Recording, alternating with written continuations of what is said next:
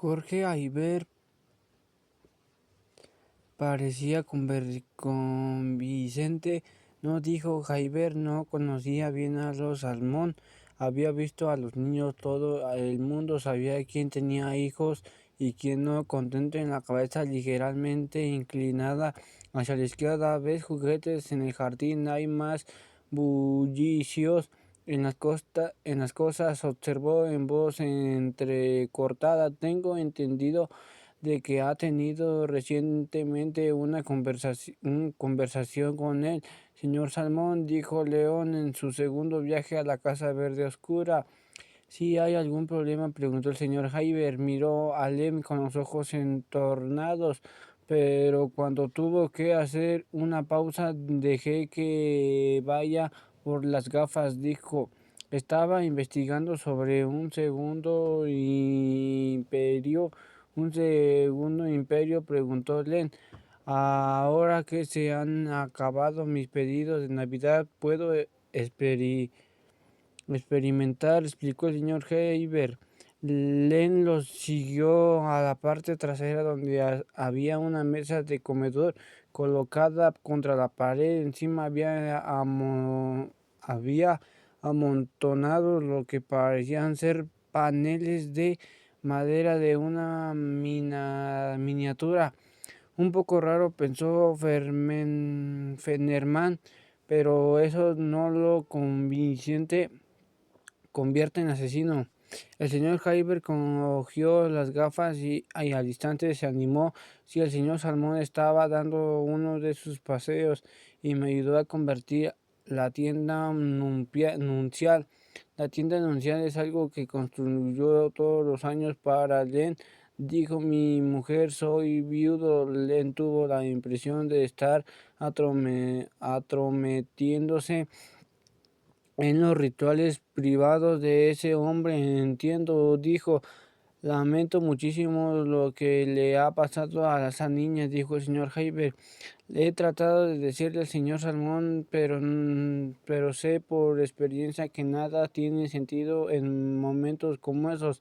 Entonces, ¿todos los años levanta esa tienda?, preguntó Lenferman. Esa era algo que los vecinos podrían confirmar. Otros años lo hacía dentro de la casa, pero este año he tratado de hacerlo fuera. Nos casamos invierno. Pensé que aguantaría hasta que se apaga la neva en serio. Donde dentro en el sótano puedo enseñarle si quiero. Tengo todas las cosas de Len allá abajo, pero Len no insistió. Yo me he atrometido demasiado, dijo. Solo quería comprobar una segunda vez el vecindario. ¿Cómo va la investigación?, preguntó el señor Heiber.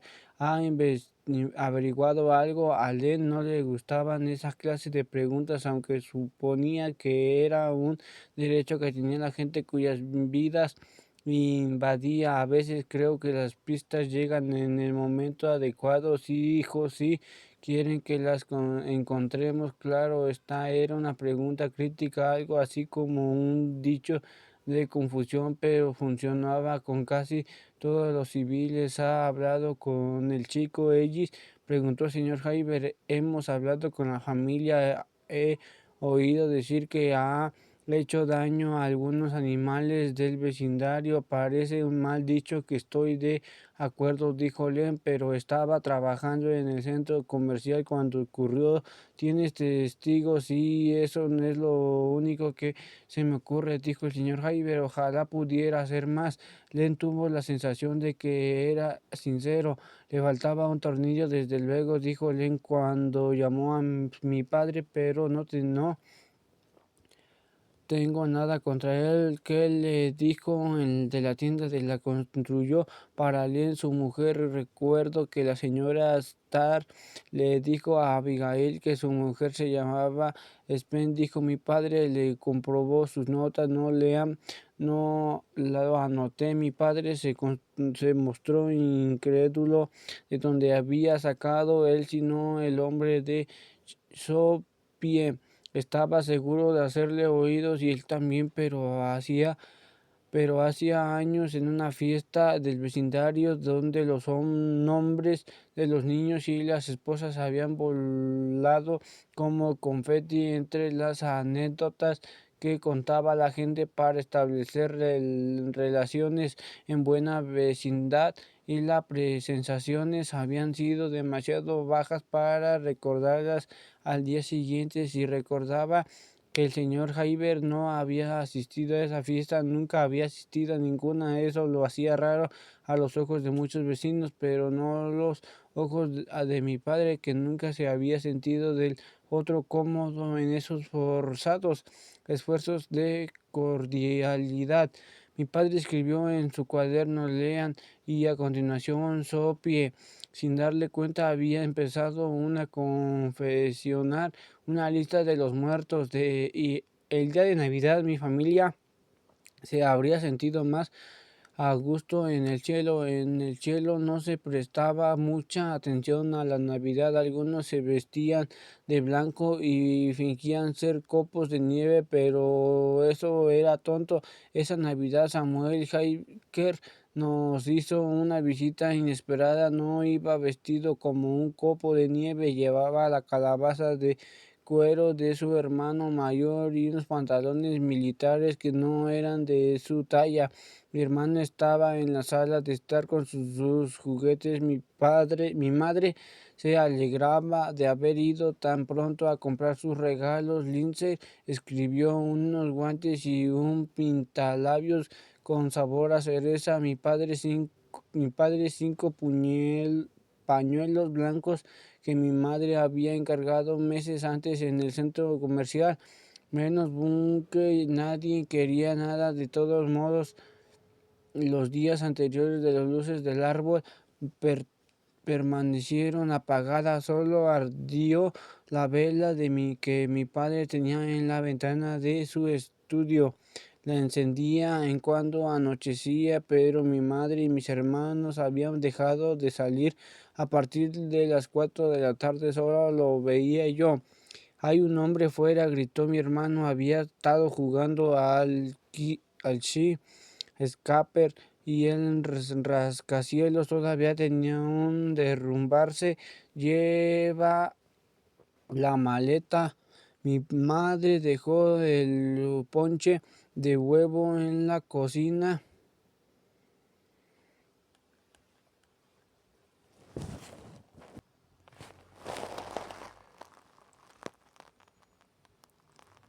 Y fue a la parte delantera de la casa en vacaciones. Lindsay se veía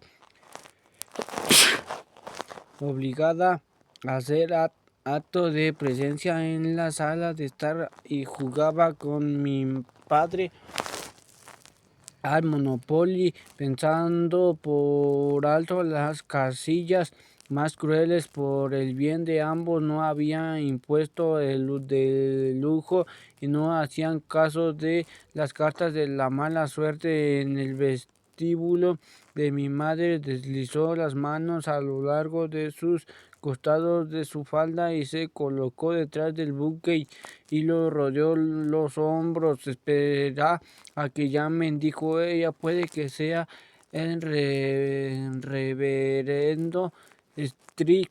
Y dijo mi padre a Lindsay, cogiendo sus $15 para ganar el segundo premio en el concurso de belleza.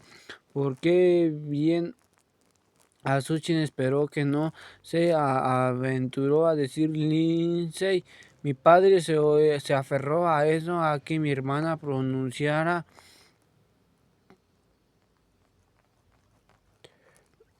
mi nombre. Sacó un doble y motivo de ficha hasta Marvin Garden.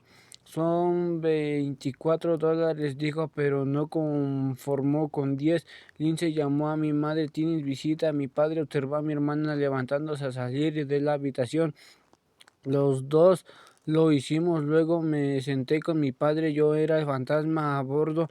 Él se quedó mirando fijamente al viejo zapato que estaba colocado al lado de la caja. Me habría gustado levantarlo y hacerlo saltar.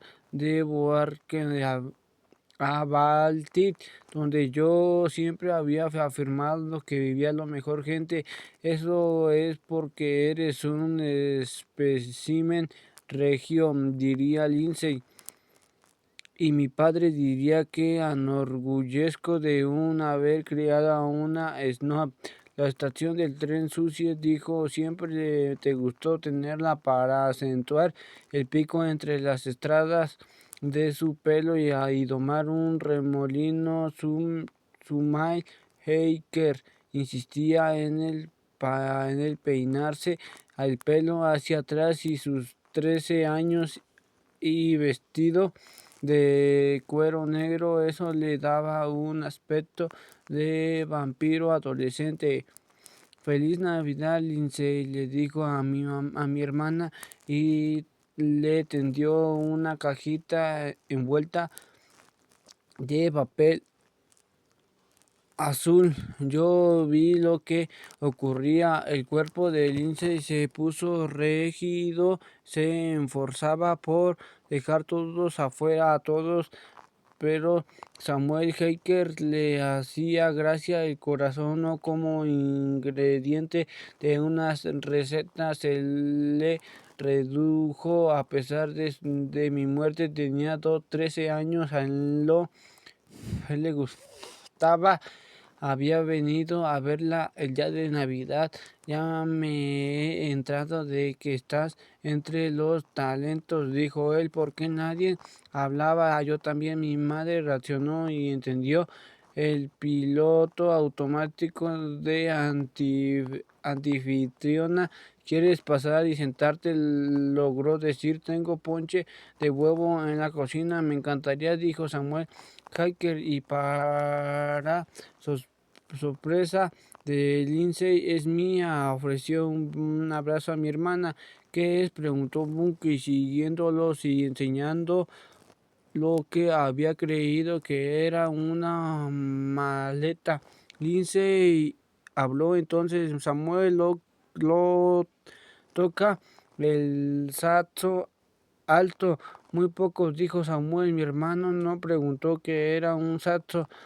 Sabía que Lindsay estaba haciendo lo que yo llamaba snob, como cuando decía, tranquilo, busquen Lindsay, está siendo apretada de la cabeza contra una barriga, repitiendo la palabra una y otra vez hasta que sus carcajadas me inundaban.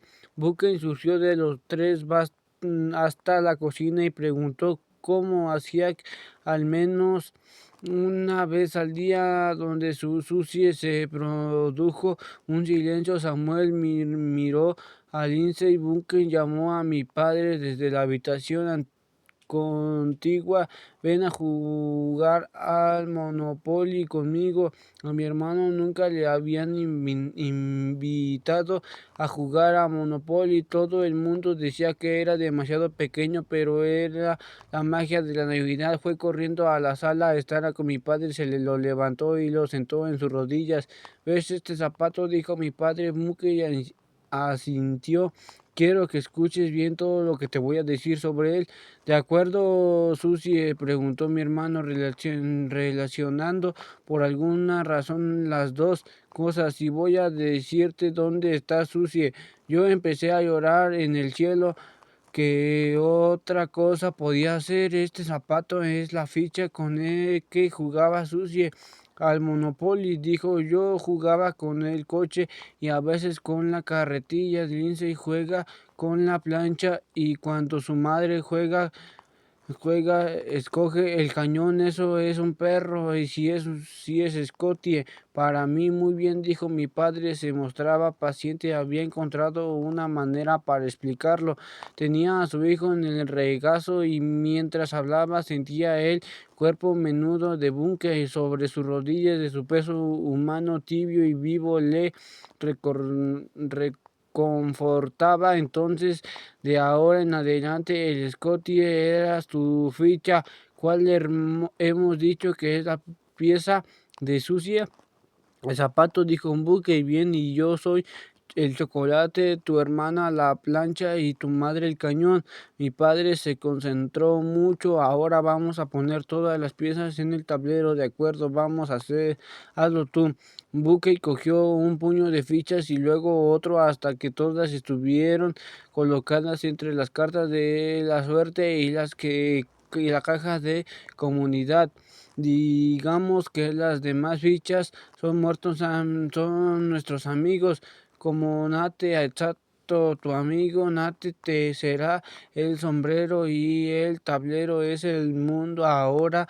Bien, si yo te dijera que cuando tiro los dados me quitan una de las fichas, ¿qué significa esto?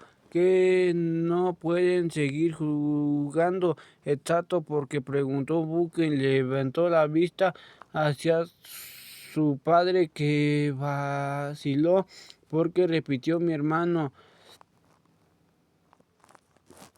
Mi padre no quería decir por qué la vida es injusta ni por qué así son las cosas. Quería decir algo ingenioso, algo que explicara la muerte de a un niño de 4 años. Puso una mano en la parte inferior de la espalda de Bucky. Susie está muerta, dijo, incapaz de hacerlo encajar en las reglas del juego. ¿Sabes lo que eso significa? Bucky le cogió la mano y cubrió el zapato con ella. Levantó la mirada para ver si ella respuesta educada. Mi padre insistió, no vas a volver a ver Bucky, cariño, ninguno de nosotros va a hacerlo, y se echó a llorar. Bucky lo miró a los ojos sin comprenderlo del todo, guardó el zapato en su cómoda hasta que un día desapareció de allí y por mucho que lo buscó no logró dar con él.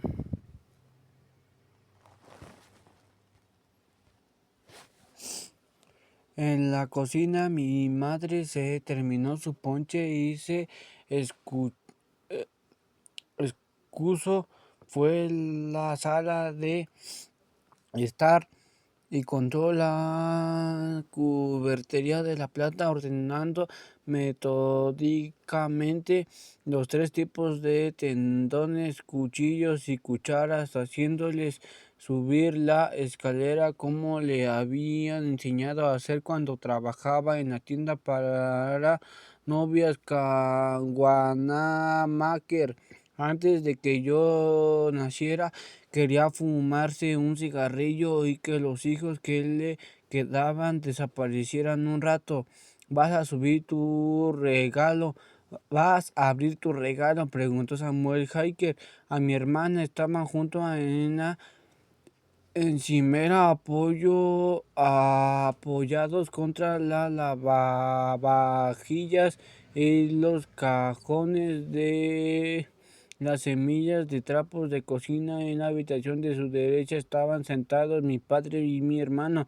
Al otro lado de la cocina mi madre pensaba en nombres de marcas: Wendell, Florentine, Cobalt, Bull Roy y Worcester, Muatatlen, Lennox, Sternal.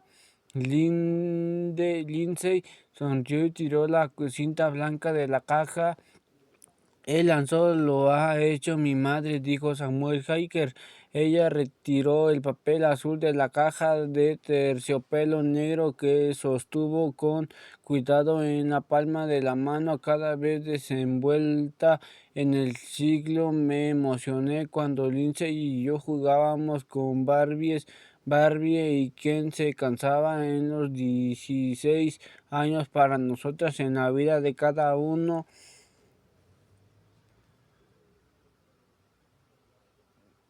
solo existía un amor verdadero. Para nosotras no existía el concepto de haber concesiones o volver de intentarlo. Ábrelo, dijo Samuel Hiker. Tengo miedo, no tengo ganas. Le puso una mano en el antebrazo y wow, no sabes lo que sentí cuando lo hizo. Lindsay estaba en la cocina con un chico guapo, vampiro o no, era una notición. De pronto me enteraba De todo ella nunca me lo habría contado. Lo que había dentro de la caja era típico o decepcionante o un milagro según se mirara. Era típico porque se trataba de un chico de 13 años y era regalando medio corazón, era de oro y de su camisa u capo sacó la otra mitad, le llevaba colgada el cuello con el cordón de cuero lince y se puso colorada y yo me puse colorada en el cielo, olvidé a mi padre, a mi cuarto de estar a mi madre cantando la cubertería de plata, vi a Lince acercándose a Samuel Erke, lo besó, fue maravilloso, yo casi volvía a estar viva. 2 semanas antes de mi madre salí a sacar más tarde de que se que de costumbre y cuando llegué al colegio vi que el círculo de asfalto donde solían estar los autocares escolares estaba vacío. En la entrada de uno de los encargados de la disciplina apuntaba su nombre. Si trataba de cruzar las puertas después del primer timbrazo, ya no quería que me llamaran por magafonía durante la clase para que fuera el sentarme en el duro banco que había a la puerta del despacho del señor Peterford, donde como era bien sabido, te hacía inclinarte y te atizaba en el trasero con una vara. Había pedido al profesor de manualidades que hiciera con ella unas perforaciones para disminuir la resistencia del viento y aumentar el dolor cuando aterrizaba en tus vaqueros. Yo cuando había llegado lo bastante tarde ni me había portado lo bastante mal como para probarla, pero me la imaginaba también en cualquier otro niño que me escocía el culo. Clarisa me había dicho que los perros novatos, como se les llamaba en el colegio, utilizaban la puerta del fondo del escenario del auditorio, que siempre dejaba abierta Cleo, el portero que había abandonado los estudios siendo porrero en toda la extensión de la palabra, de modo que ese día entré en el siglo por detrás del escenario mirando bien por donde caminaba con cuidado de no tropezar en las distintas cuerdas y cables. Me detuve cerca de un andamio y dejé la cartera en el suelo para peinarme. Había tomado la costumbre de salir de casa con el gorro de cascabeles y cuando me ponía a cubrirlo detrás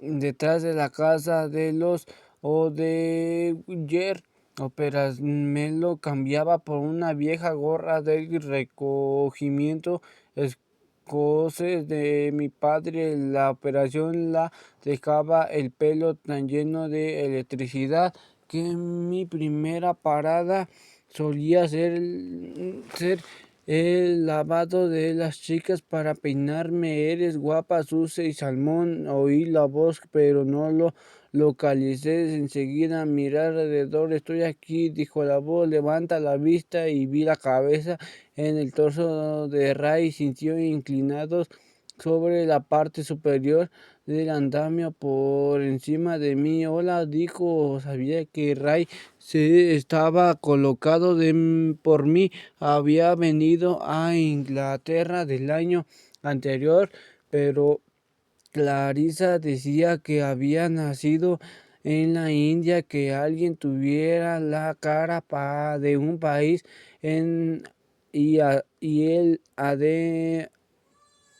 acento de otro y luego fuera a vivir en un tercer país me parecía demasiado increíble, pero entenderlo lo convertía instantáneamente en un chico interesante. Además parecía darnos mil vueltas al resto de la clase y estaba colocado por mí, lo que al final me di cuenta de que eran poses. La chaqueta de smoking que llevaba a veces a clases y sus cigarrillos extranjeros, que en realidad eran de su madre, me merecían pruebas de su educación superior.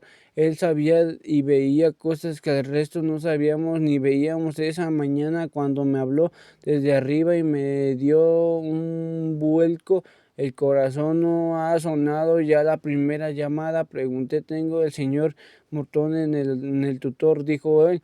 Eso explicaba todo. El señor Morton tenía una resaca perpetua que estaba en un punto álgido a primera hora. Nunca pasaba lista. ¿Qué estás haciendo ahí arriba? Sube y lo verás, dijo, y su cabeza de sus hombros desaparecieron. Titubeé.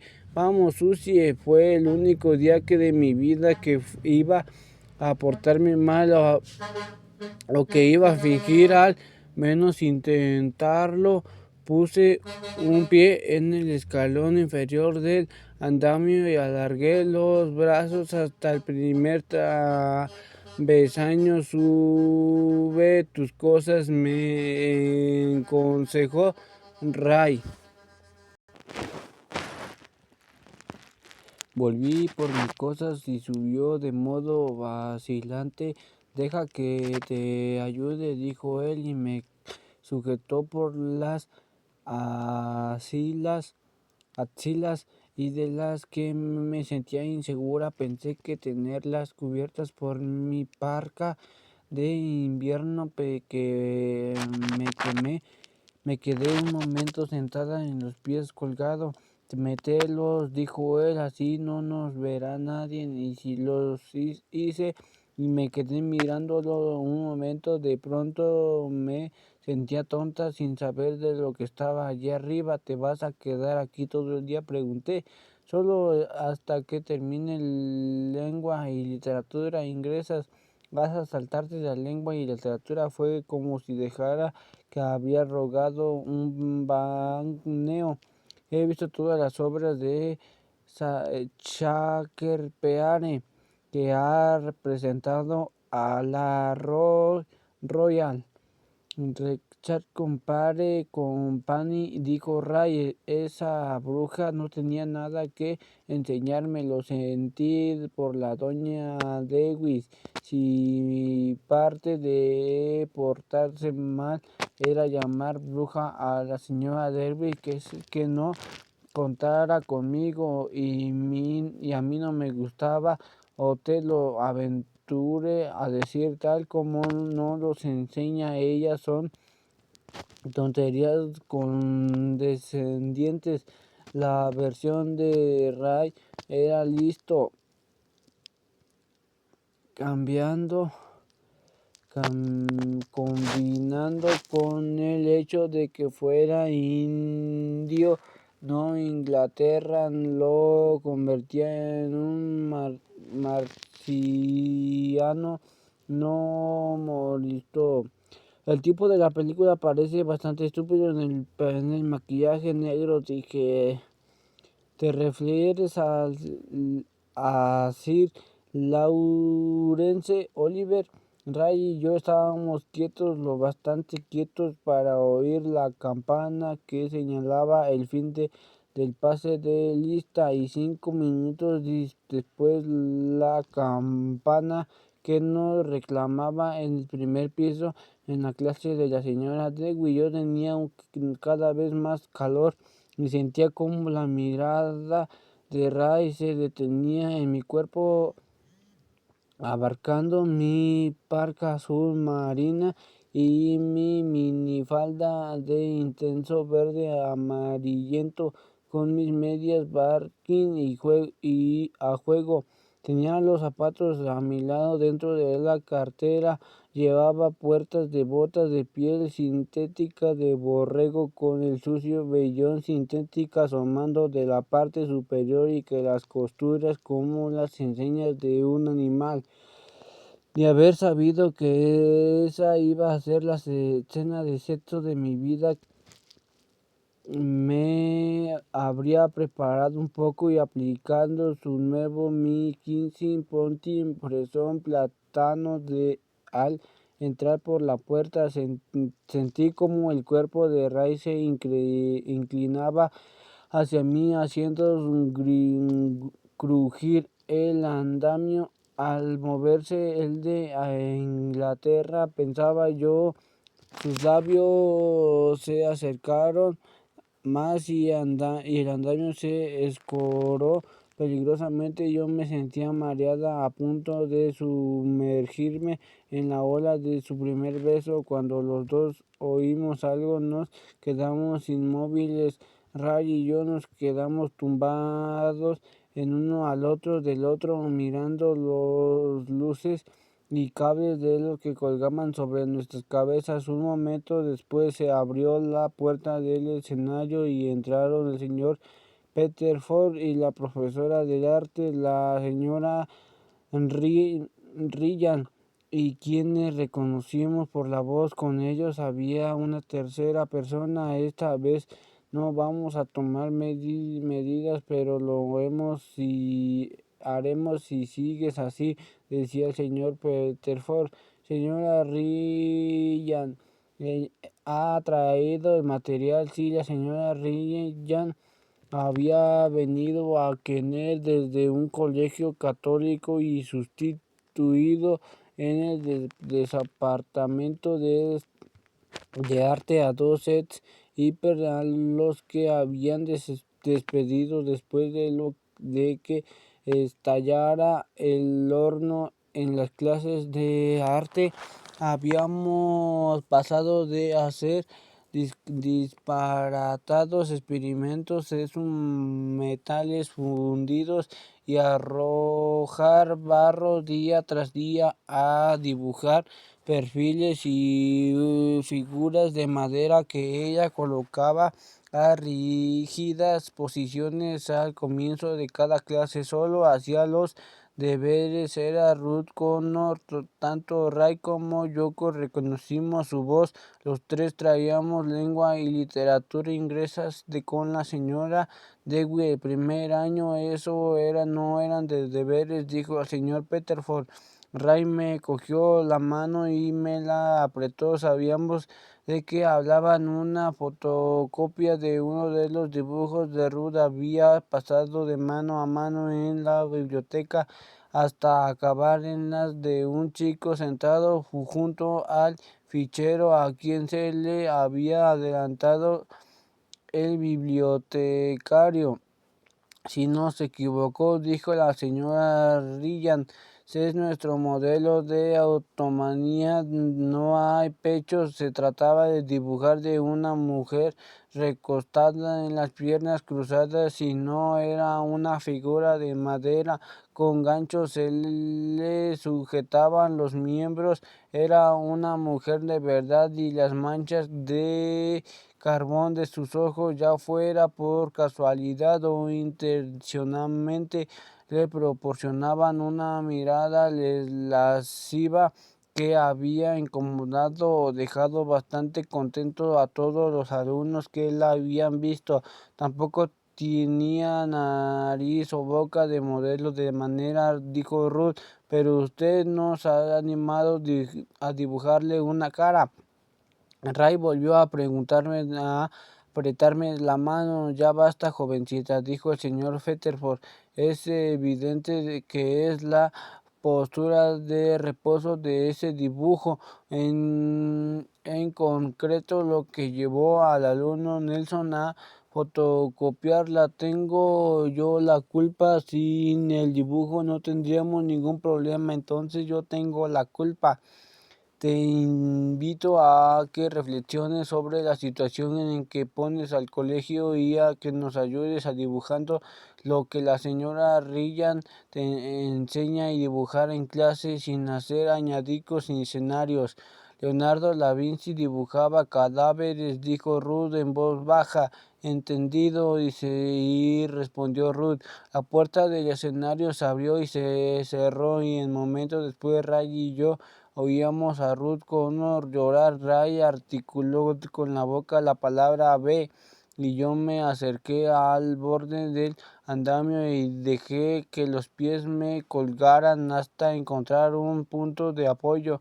Esa semana Ray me besaría junto a mi taquilla. No ocurrió en el andamio cuando le había querido. Nuestro único beso fue algo así como fortuito, un bonito arco iris de gasolina. Bajé del andamio de espaldas y Ruth, ella no se movió ni se escondió, se limitó a mirarme. Cuando me volví, estaba sentada en una caja de madera cerca del fondo del escenario, y a su izquierda colgaban un par de viejos telones. Me vio acercarme a ella, no se dejó los ojos. Sushi Salmón dijo, solo por confirmarlo, la posibilidad que yo me saltara la primera clase y me escondiera detrás del escenario del auditorio había sido hasta que ese día tan remota como que la chica más lista de nuestra clase recibiera una reprimenda del encargado de la disciplina. Me quedé delante de ella con el gorro en la mano. Ese gorro es ridículo, dijo. Levántate el gorro de cascabeles, y lo miré. Lo sé, me lo hizo mi padre. Entonces lo has oído todo, puedo verlo. Run desvolvió la manoseada fotocopia y me quedé mirándola con un bolígrafo azul. Brian Nelson había hecho un seno agujero donde se cruzaban las piernas.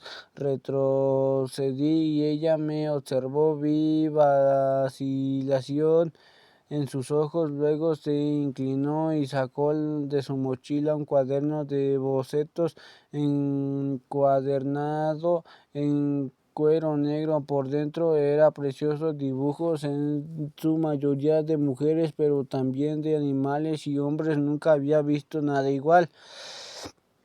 Cada página estaba cubierta de dibujos suyos. De pronto me di cuenta de lo subversiva que era Ruth, no por sus dibujos de mujeres desnudas que eran utilizados inmediatamente por sus compañeros, sino que tenía más talento que sus profesores. Era el tipo de rebelde más silencioso, impotente. En realidad eres realmente buena, Ruth. Dije. Gracias, dijo ella. Yo seguí mirando las páginas de su cuaderno y empapándome de él. Me asustó y excitó a la vez de que había debajo de la línea negra el ombligo, lo que mi madre llamaba la maquinaria para hacer bebés. Yo le había dicho a Lindsay que nunca tendría uno, y cuando cumplí los 10 años me pasé los primeros 6 meses haciendo saber a todo adulto que me echará mi atención de hacerme ligar a las trompas. No sabía qué significaba eso exactamente, pero sabía que era algo drástico. Se requería una intervención quirúrgica y hacía reír con ganas a mi padre. Ruth pasó de ser rara a querida. Para mí los dibujos eran tan buenos que en ese momento olvidé las normas del colegio, todas las campanas y silbatos a los que se supone que tenemos que respetar los alumnos. Después de que acordaran el campo de trigo, lo rastrearan y finalmente te abandonaran, Ruth empezó a pasear por él, se envolvía en un gran chal de su abuela y encima se ponía un viejo raído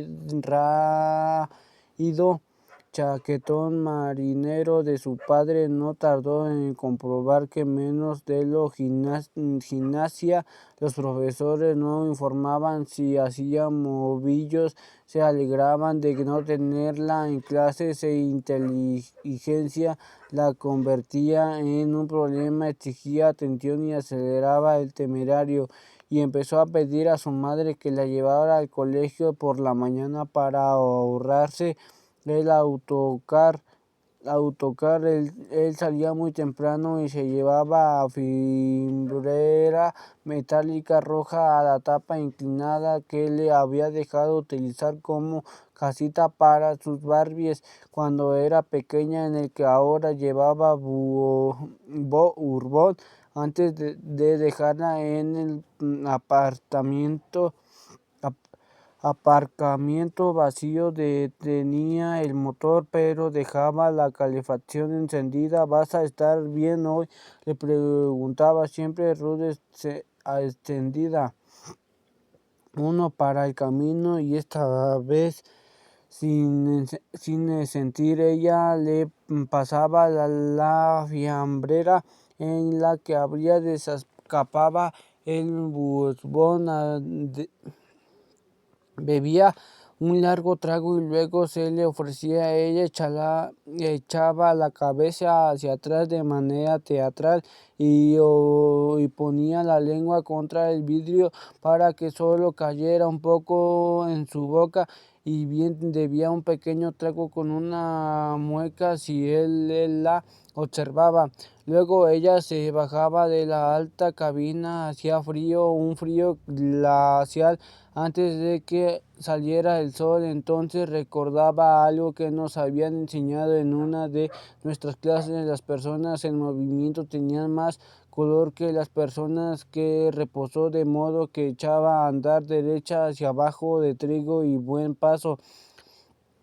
Hablaba consigo misma y a veces pensaba de mí. A menudo descansaba un momento apoyada contra la valla de la tela metálica que separaba el campo de fútbol del camino, mientras observaba cómo el mundo cobraba vida a su alrededor. De modo que esos primeros meses nos reunimos allí todas las mañanas. El sol salía sobre el campo de trigo y Holiday, al que mi padre habría soltado, venía a sacar consejos entre los tallos altos y secos de trigo muerto.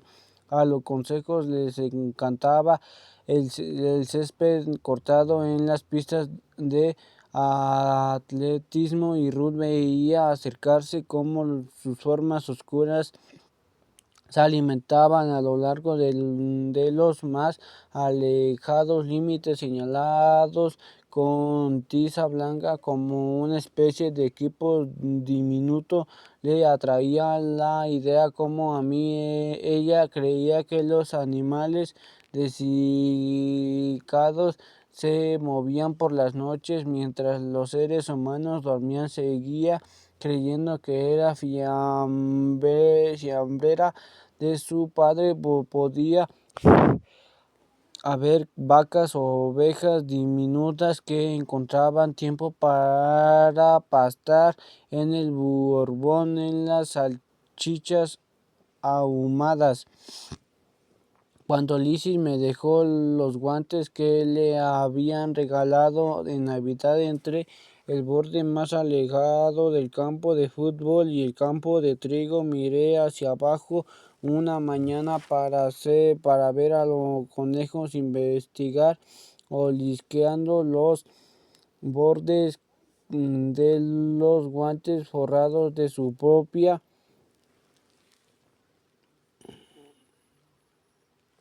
fútbol, forrados de su propia.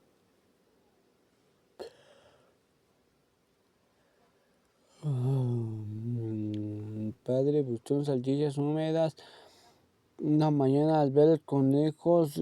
El Ruth cogerlos antes de los agarrar. Oliver dio la vuelta a su guante y modo del pie que rara fuera. Me gustaba pensar que hablaba contigo. Llegué a aparecer Ruth esas mañanas. Siento que de la manera que nunca podríamos explicar cada uno del lado del intermedio, que habíamos nacido para hacernos compañía mutuamente, niñas raras que nos habíamos encontrado de la manera más extraña. En el que escalofrío que experimentó cuando yo había pasado por su lado. A Ray le gustaba mucho andar como a mí, y vivía en el otro extremo de nuestra urbanización que rodeaba el colegio. Había visto a Ruth Connor pasear a sola por los campos de fútbol. Desde Navidad había ido y vuelto del colegio lo más deprisa que había podido, sin entretenerse. Nunca deseaba que capturaran a mi asesino casi tanto como mis padres. Hasta que lo hicieran no podía desembarazarse del todo de las sospechas, a pesar de contar con una coartada. Aprovechó una mañana de su padre no iba a dar clases a la universidad para llenar su termo con el té dulce de su madre. Salió temprano para esperar a Ruth y montó un pequeño campamento sobre la plataforma circular de cemento para lanzamiento de peso, sentándose en la curva metálica contra la que apoyaban los pies los lanzadores. Al verla al otro lado de la valla, la tela metálica que separaba el colegio del campo de deporte más reverenciado del fútbol mecánico,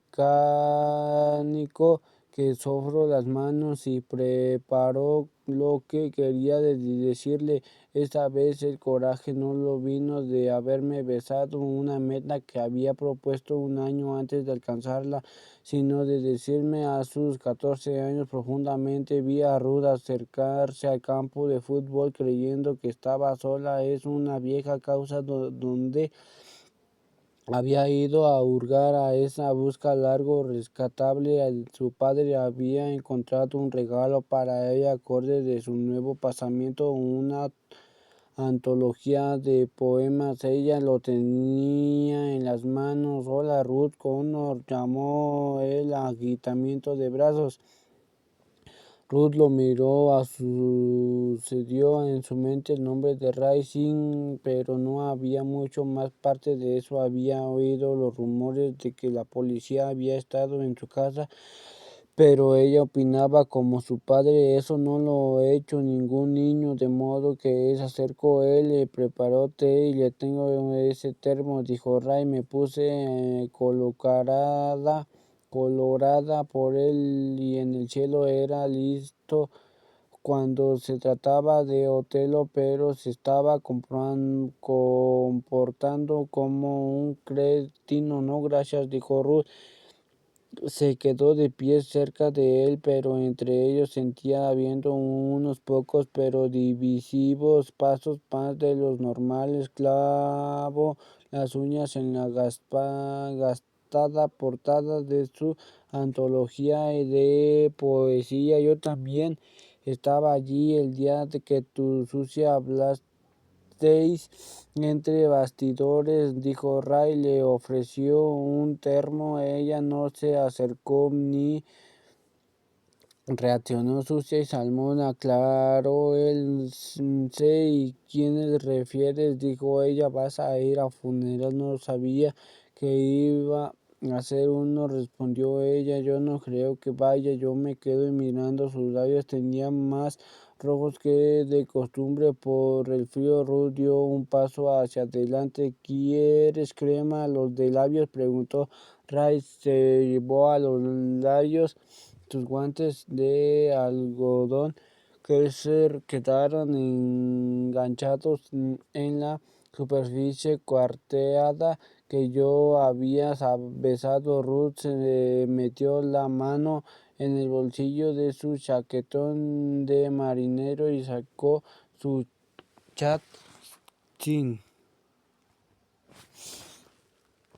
Aquí tienes, dijo. Tengo un montón. Puedes quedarte. La muy amable, dijo él. Vas a sentarte aquí conmigo al menos hasta que lleguen los autocares. se sentaron en la plataforma para levantamiento de pesos. Yo veía una vez más algo que nunca había visto viva a los dos juntos. Eso hacía a Ray más atractivo que nunca para mí. Sus ojos eran de gris más oscuro cuando yo lo observaba desde el cielo. No dudaba en zambullirme en ellos. Se convirtió en un ritual para los dos los días que el padre de Ray daba clases. Ruth traía un poco de bousbón del termo de su padre. Si no bebían té dulce, pensaba un frío demonio, del demonio, pero no parecía importarles. Hablaban que se sentía siendo extranjero o noristón. Leían en voz alta poemas de la antología y Ruth hablaban de cómo llegar a ser lo que se habían propuesto. Ray, médico, Ruth, pintora y poeta, formaron un club secreto con los demás bichos raros de la clase. Había casos obvios para mí que Baylor, que se había metido tanto ácido que nadie entendía cómo continuaba en el colegio. Jeremiah y Luisiana, que eran tan extranjeros como Ray. Luego estaban los callados Artie, que hablaban excitado a todo el mundo, que los efectos del formaldehído. Harry Orland, que era tan tímido que daba pena y llevaba los pantalones cortos de gimnasia encima de los vaqueros. Y Vicky Curl, que era aprobada por todos después de muerte de su madre, pero a quien Ruth había visto durmiendo de su lecho de agujas de pino detrás de la planta de regulación del colegio, y a veces hablaban de mí.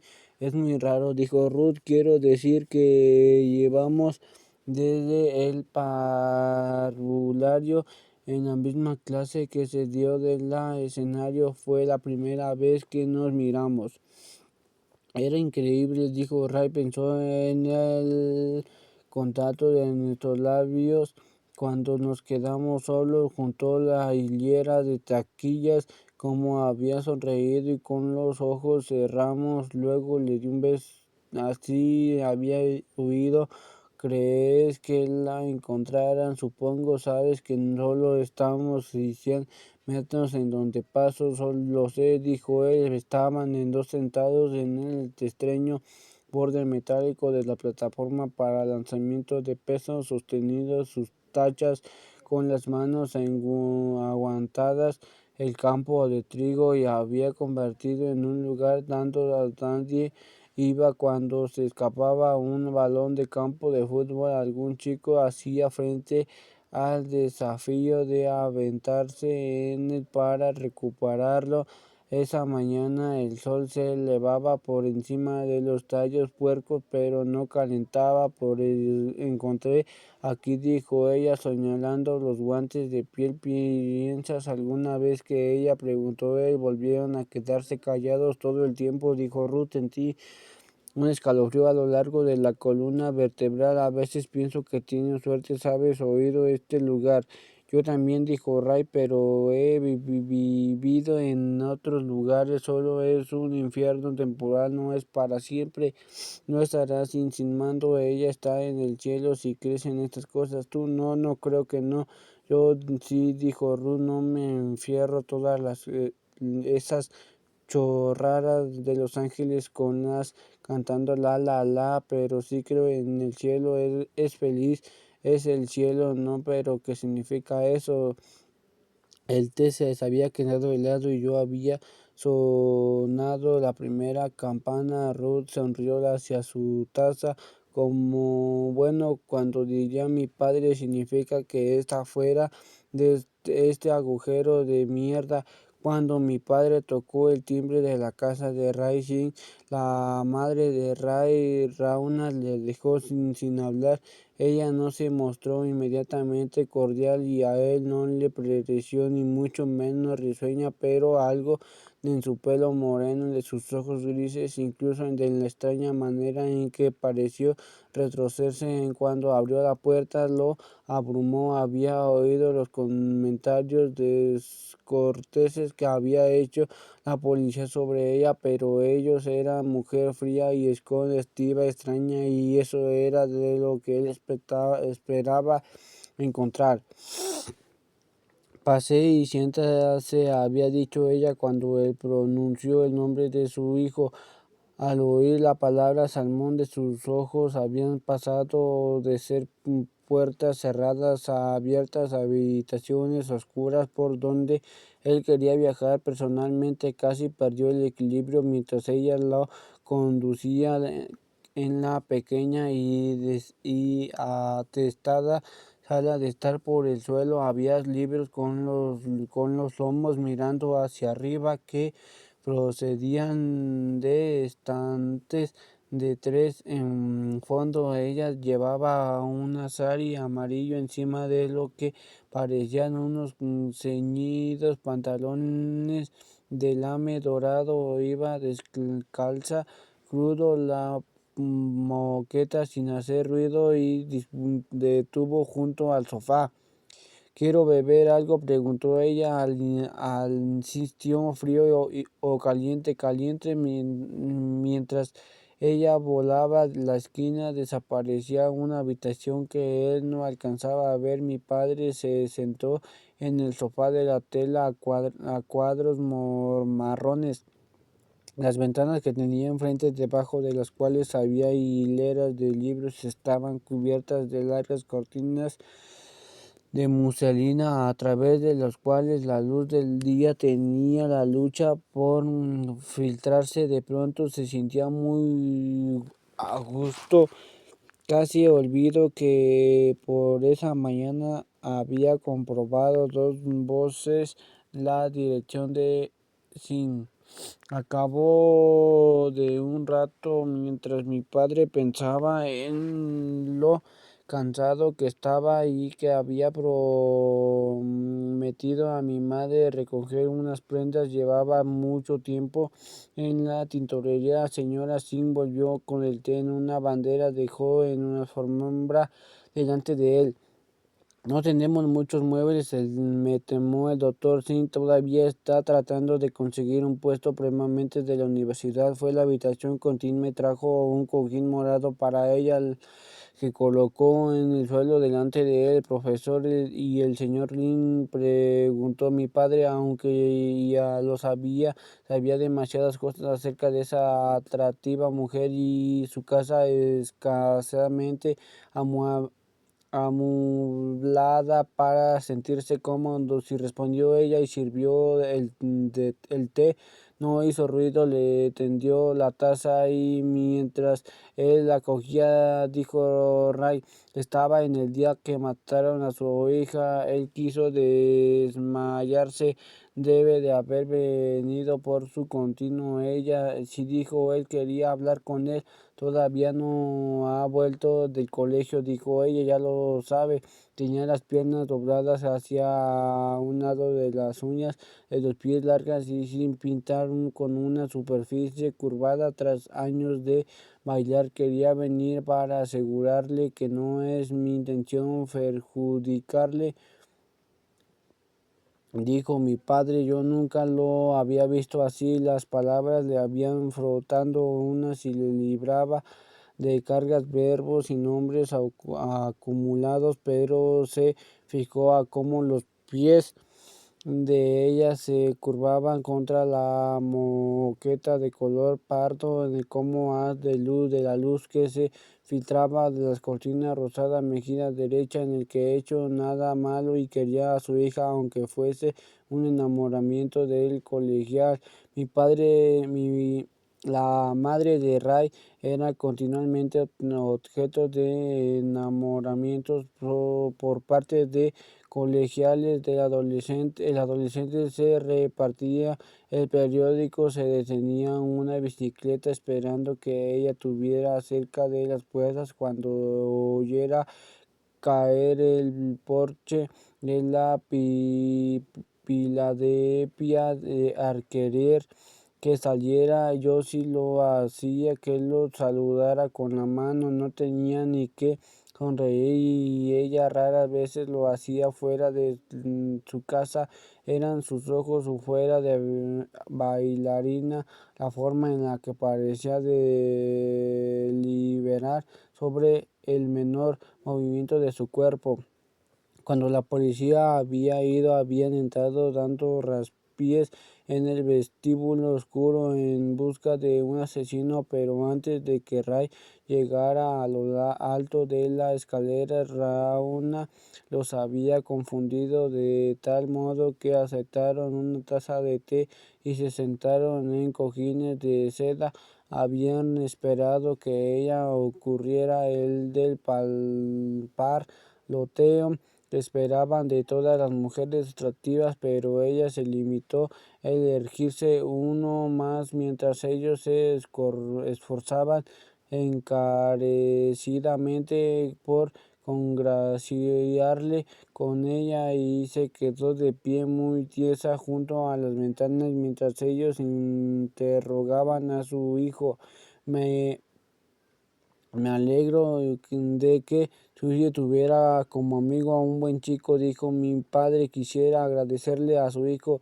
Ella sonrió y enseñar los dientes le escribió una nota de amor, añadió él. Sí, ojalá hubiera sabido lo suficiente para hacer lo mismo, dijo él, para decirle que la quería ese último día. Sí, su hijo, en cambio, lo hizo. Sí, se miraron un momento. La policía debe haber enloquecido con usted, dijo él. Sonrió más para sí que para ella. Vinieron a acusar a Ray, dijo ella. No me preocupó lo que pensaran de mí. Imaginó que ha sido muy duro para él, dijo mi padre. No voy a permitirlo, dijo ella con severidad, dejando la taza de nuevo la bandeja. No puede compadecer a Ray a nosotros. Mi padre trató a decir unas palabras de protesta. Ella levantó una mano. Usted ha pedido a una hija y ha venido aquí a alguien propósito. Solo te permitiré eso, pero que no intente ponerse a nuestro lugar. Eso nunca, no era mi intención ofenderla, dijo él. Yo solo volví a alzar la mano. Ray estará en casa dentro de 20 minutos. Ya hablaré antes con él para prepararlo. Luego podría hablar con él de su hija que he dicho. Me gusta tener unos pocos muebles. Eso me permite pensar que algún día podríamos hacer las maletas e irnos. Espero que no se queden, dijo mi padre. Lo dijo porque le habían entrado para ser educado desde una edad muy temprana, entrenamiento que me habían transmitido, pero también lo dijo porque parte de lo que quería más de allá de esa fría o mujer que no era exactamente fría, era roca, que no era piedra. Con todo el respeto, dijo ella, usted ni siquiera me conoce. Esperaremos a Ray juntos. Mi padre había salido de casa en medio de una discusión entre Lindsay y su madre. Había intentado convencer a Lindsay para que la acompañara a las YMK y a nada sin pensarlo. Lindsay había bromado a voz a grito. Antes me muero. Mi padre habría visto cómo mi madre se había quedado inmóvil. A continuación había extrañado oído en mi habitación para llorar detrás de la puerta. Él había metido sin decir nada a su cuaderno del bolsillo de su chaqueta. Había cogido las llaves del coche del parchero que había junto a la puerta trasera y había salido con el sigilo. Aquellos primeros meses sin padre se movieron en direcciones opuestas. Cuando uno se quedara en casa, el otro salía. Mi padre se quedaba durmiendo de la butaca verde de su estudio y cuando se despertaba entraba con cuidado en el dormitorio y se metía en la cama. Si mi madre tenía todas las sábanas, renunciaba a ellas y se había ovillo listo para saltar a cuanto lo avisaran, listo para cualquier cosa. Sé quién lo mató, se oyó a sí mismo decirlo a Ruana Singh. Se lo ha dicho a la policía, sí. ¿Y qué le han dicho? Dicen que de momento no hay nada que lo relacione con el crimen, aparte de mis sospechas, las sospechas de un padre, empezó a decir ella, tan inconvincentes como la intrusión de un padre. Esta vez a Rauna se le vinieron los dientes al sonreír. Viven en el vecindario que se propone hacer. Estoy investigando todas las pistas, dijo mi padre, sabiendo cómo sonaba al decirlo. Y mi hijo es una pista. Tal vez le asusta a usted demasiado el otro hombre, pero no tengo que hacer algo, protestó él. Volvemos a estar en las mismas, señor Salmón, dijo ella. Me he interpretado a mal, no estoy diciendo que no hay hacer bien viviendo aquí, en cierto modo es lo que debe hacer, que quiere encontrar algo tierno, algo emotivo en todo este asunto. Su búsqueda lo ha traído aquí. Eso está bien, solo me preocupa que no esté tan bien para mi hijo. No quiero hacerle daño. No, como se llama el hombre, George Harvey. Era la primera vez en lo que decía en voz alta a alguien que no fuese Lenferman. Ella guardó silencio y se levantó volviéndole la espalda y acercó primero a una ventana y luego a la otra para descorrer la cortina. Era la luz después del colegio que tanto le gustaba.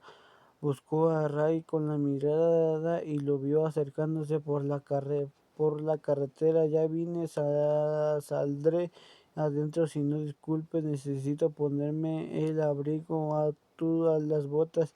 Se detuvo, señor Salmón, yo habría exactamente lo que está haciendo usted. Hablaría con todo el mundo con quien necesitara hablar.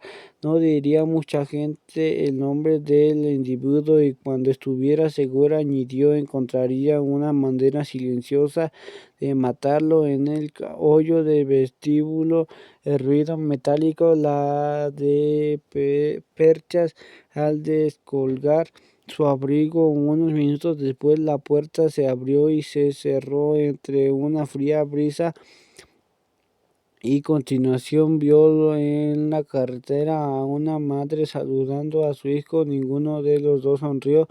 Dejaban la cabeza, movieron los labios. Ray encajó la noticia de que mi padre lo esperaba en su casa. Al principio mi madre y yo pensamos que era solo lo atrio de lo que distinguía el enfermán del resto de la policía. Era más menudo de que los rubosos agentes uniformados que solían acompañarlo. Luego estaban los rasgos tener obvios, que a menudo parecía estar ensimismado y que no estaba para bromas y se ponía muy serio cuando hablaba de mí y de las circunstancias del caso, pero al hablar de mi madre, Lenferman se había revelado como lo que era un optimista. Creía que capturarían a mi asesino, tal vez no sea hoy ni mañana, dijo a mi padre, pero algún día hasta algo incontrolable.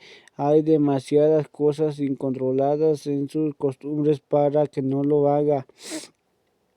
Mi madre se quedó solo para entender al enfermán hasta que mi padre volvió a casa. A los cinco en la mesa en la sala estaban los lápices de buque desparramados sobre el papel de la carnicería que le había dado mi padre Buque y Nate hablaban dibujando hasta que sus cabezas hacían empezado a inclinarse como flores pesadas y mi madre los había cogido en los brazos primero a uno y después al otro y los había llevado al sofá.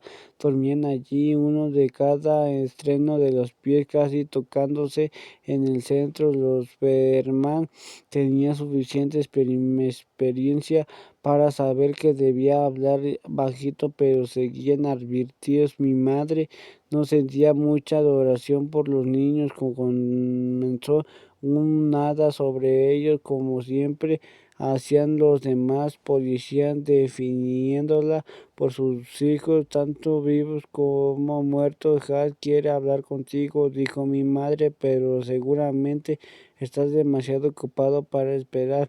Yo estoy demasiado ocupado. Vi como mi madre se le caía un mechón de pelo negro que detrás de la oreja, de la suavidad de la cara. Vi que también la había ido a casa del pobre Ray Singh, dijo ella, y volvió a colocarse el mechón caído. Se intentó haber tenido que interrogarlo, dijo Len. Sí, dijo ella, ningún chico joven sería capaz no fue capaz de decirlo y él no lo ayudó.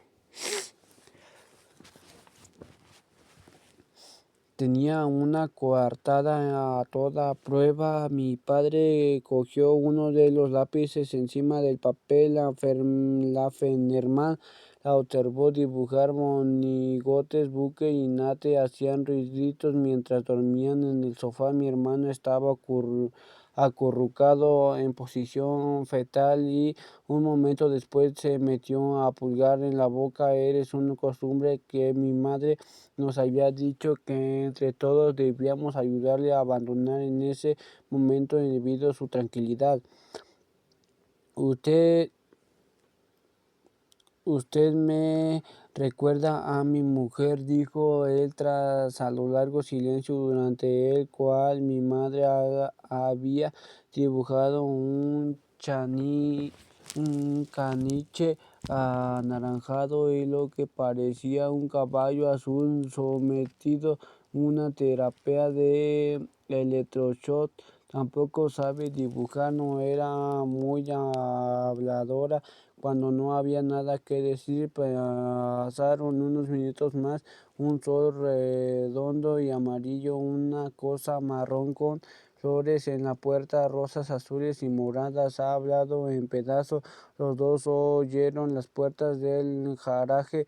Murió poco después de uno que nos casáramos, dijo él. Papá, gritó Buque y se levantó de un salto, olvidando a Nate y a todos los demás. Lo siento, le dijo ella a Len.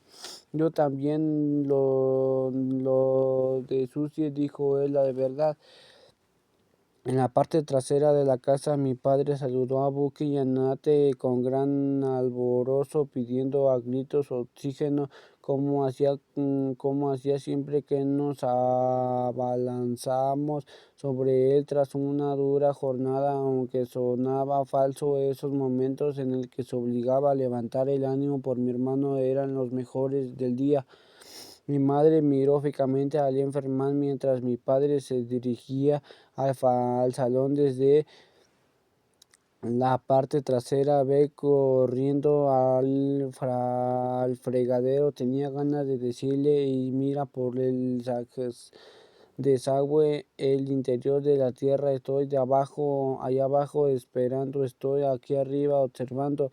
Glenn Ferman había sido el primero a pedirme a mi madre mi foto del colegio cuando la policía aún creía que era posible encontrarme con vida. La llevaba en su cartera, en su montón de fotos más.